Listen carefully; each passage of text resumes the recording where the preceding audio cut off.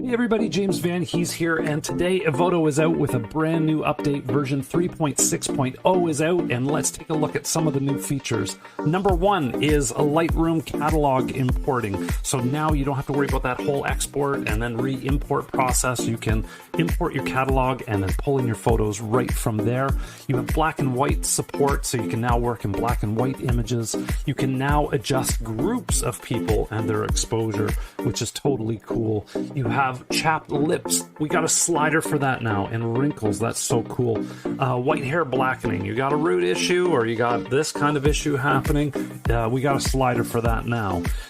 Smile generation. The thing that caught me with this one is, look at the adjustment. They get the muscle under the eye too. That's like totally crazy cool. Mouth tilt adjustment. Sometimes you have people who have a little droop happening here. We can now straighten that up. And then there's other updates and adjustments. You have selection of the background has been refined. You have neck wrinkle issues and a whole bunch of other things. So Evoto 3.6.0 is out. Check it out and make sure you have the latest copy.